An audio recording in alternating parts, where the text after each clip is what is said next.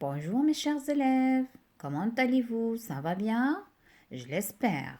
Mes chers élèves, aujourd'hui on va faire une séance de lecture expliquée.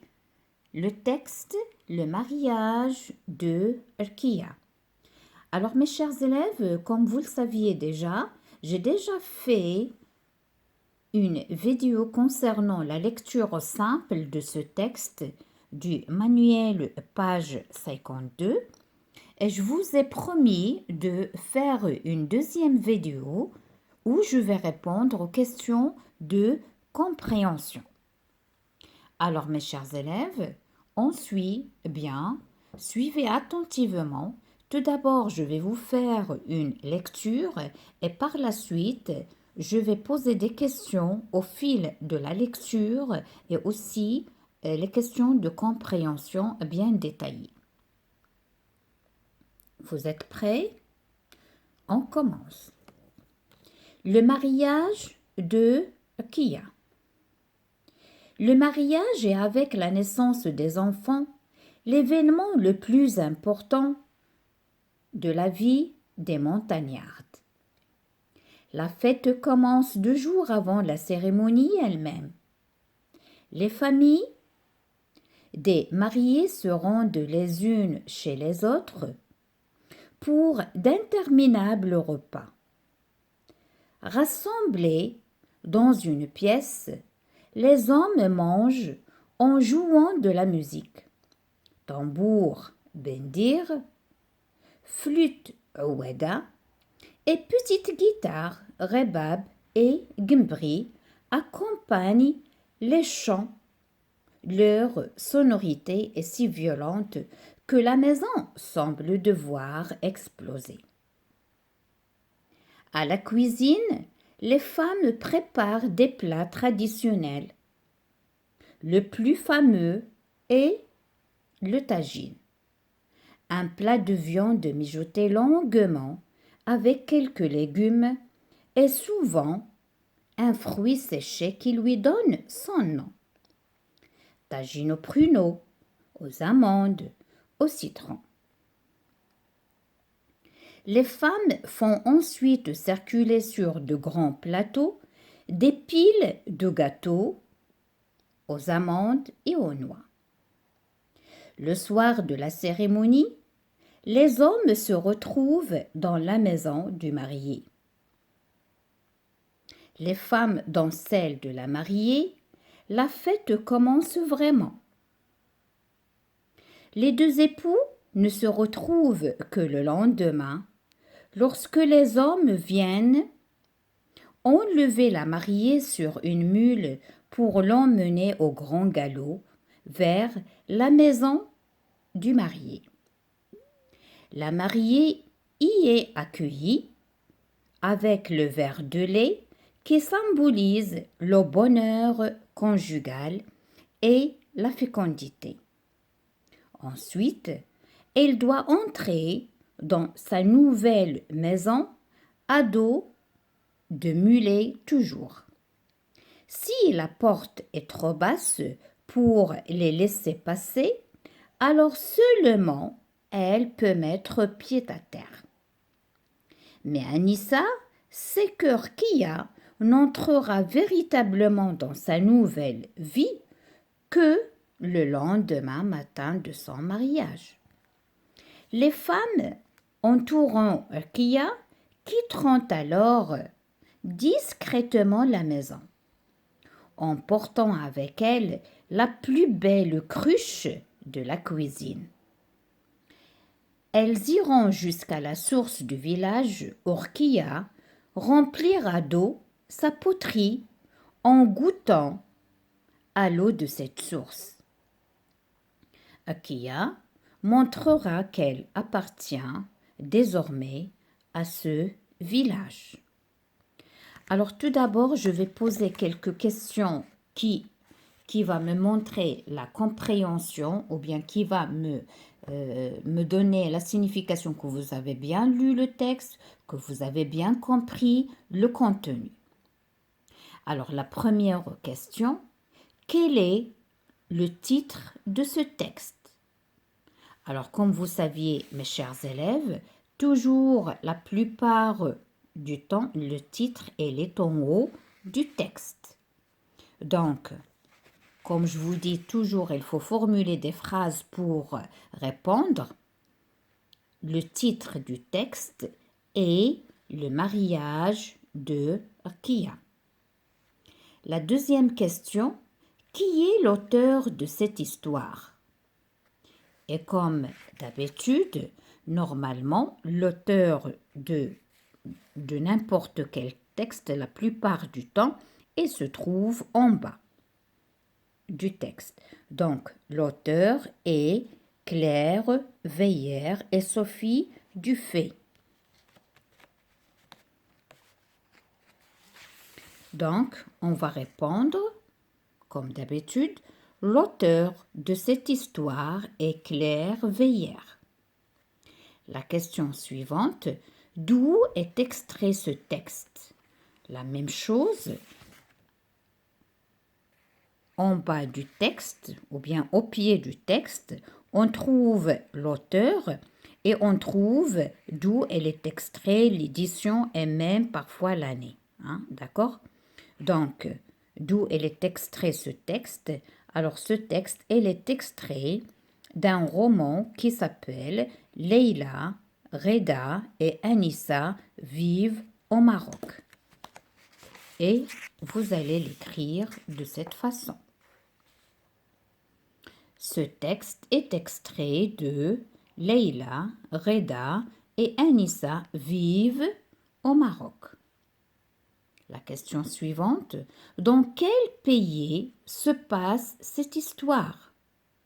Alors, comme vous le remarquez, soit dans l'image, soit au fil du texte, donc cette histoire se passe au Maroc. La question suivante, de quelle fête s'agit-il? Bien sûr, d'après le titre, d'après l'image, d'après le texte, il s'agit bien sûr d'un mariage. Donc, il s'agit d'une fête de mariage. La dernière question de cette partie, qu'est-ce qu'on offre comme repas aux invités pendant cette fête? Qu'est-ce qu'on offre? Alors, comme vous voyez dans le texte, alors les femmes, qu'est-ce qu'ils font? Elles préparent des plats traditionnels. Le plus fameux est le tagine. Et de quoi il est constitué ce tagine? Il est constitué de viande mijotée longuement, c'est-à-dire il a pris beaucoup de temps à être prêt, à être cuit, avec quelques légumes. Et la plupart du temps, ce tagine, dans ce tagine, il y a des fruits qui sont secs. Exemple, on a les pruneaux, ou bien les amandes, ou bien les citrons, citrons confits la plupart du temps. Donc, on va dire, on offre des plats traditionnels du pays. Alors, nous sommes au Maroc, c'est des tagines et des gâteaux aux noix et aux amandes avec le thé, d'accord? Les femmes ensuite circulent sur de grands plateaux d'épiles de gâteaux aux amandes et aux noix. D'épiles, c'est-à-dire des gâteaux qui sont superposés les uns sur les autres, comme des montagnes. Alors maintenant, mes chers élèves, on va passer aux questions qui sont posées sur le manuel concernant toujours la compréhension du texte. Alors la première question, de quoi parle le texte? Alors de quoi parle le texte? Bien sûr, le texte nous parle de la fête de mariage. La question numéro 2, où se déroule cette cérémonie de mariage? Justifiez ta réponse. Donc, comme on a déjà vu, hein. Comme on a déjà vu, la cérémonie se déroule dans un village à la montagne. Et comment on va le justifier?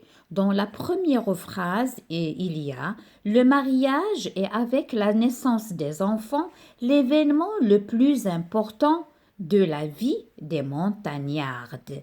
Et montagnardes, c'est-à-dire euh, les femmes qui vivent dans les montagnes, d'accord? Ou bien les familles qui vivent à la montagne, dans les montagnes, d'accord? Alors c'est ça la justification. Donc, on passe à la question numéro 3. Par quoi commence la cérémonie de mariage? Par quoi commence la cérémonie de mariage? Alors, la cérémonie commence par l'échange des visites entre les familles des mariés. C'est-à-dire, premièrement, les deux familles, elles échangent, hein, la voici, c'est-à-dire une famille de mariés, elle va visiter la famille du mari et ainsi et vice-versa, d'accord? Alors la fête commence 2 jours avant la cérémonie elle-même. Les familles des mariés se rendent les unes chez les autres pour d'interminables repas, c'est-à-dire, alors vous êtes invité chez nous, alors on vous donne des repas, le lendemain, l'autre famille, c'est elle qui va rendre la visite à la première et ainsi de suite. Et bien sûr, à chaque visite, on mange et on se régale, hein, on se régale. Alors maintenant, on va passer à la question numéro 4. Pourquoi accueille-t-on la mariée avec un verre du lait, hein? Pourquoi? Alors, elle est ici. Donc, toujours, je vous dis que les questions de compréhension, les réponses sont dans le texte. Il ne faut pas chercher ailleurs, hein, d'accord? Alors, la voici. La mariée est Y, c'est-à-dire il remplace la maison, là, sa nouvelle maison. La mariée était accueillie avec le verre de lait qui symbolise le bonheur conjugal et la fécondité. C'est-à-dire, la réponse, elle est ici. Donc, qu'est-ce qu'on va dire? On accueille la mariée avec un verre de lait qui symbolise le bonheur des deux personnes qui se marient, c'est-à-dire la mariée et le mari, hein, et le mari, d'accord, dans leur nouvelle vie. Alors nous aussi, on va leur souhaiter hein, le bonheur du monde. Alors maintenant, on va passer à la question numéro 5.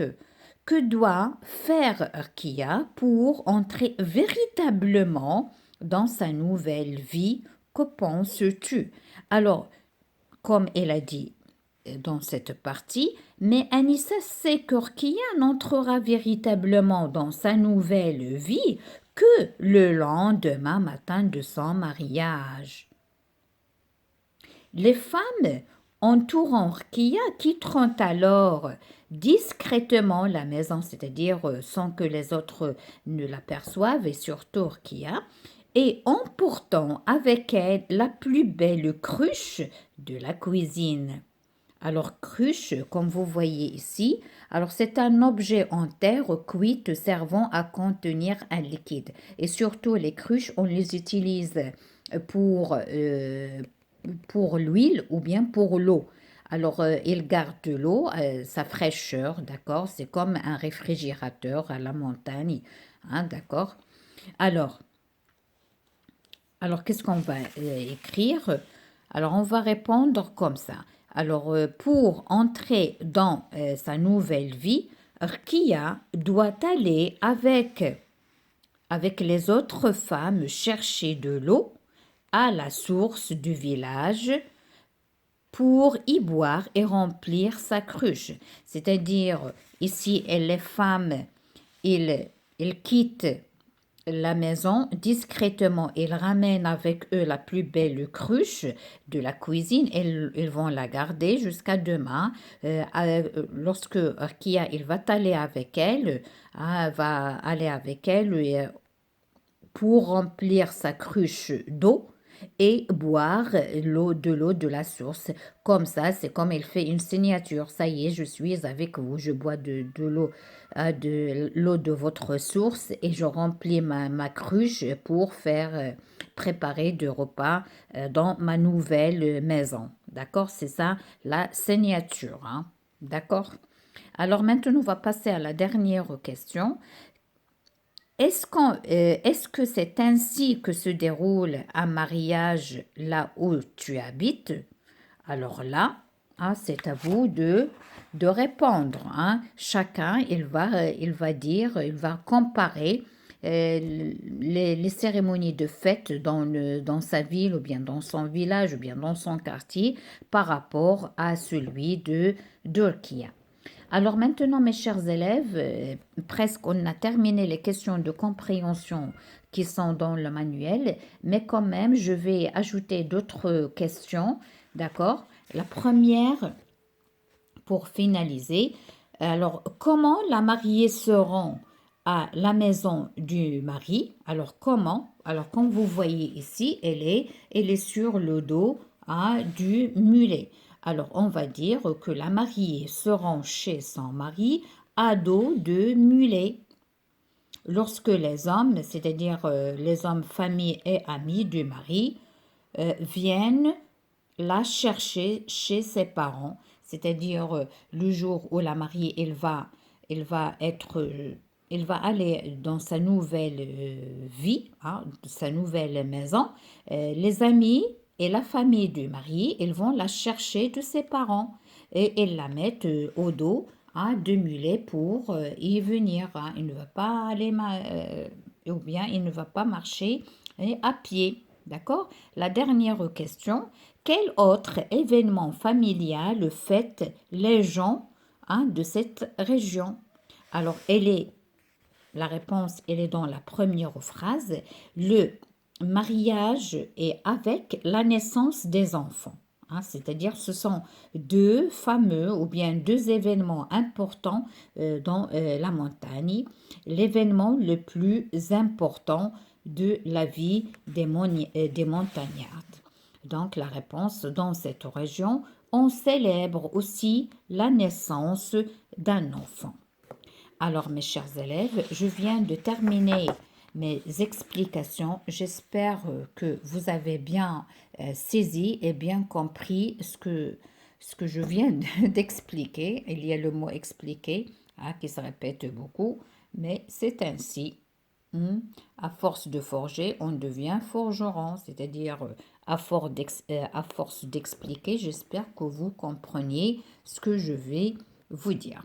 Alors, mes chers élèves, je vous laisse un petit moment pour recopier ou bien pour corriger et je vous quitte à une prochaine vidéo.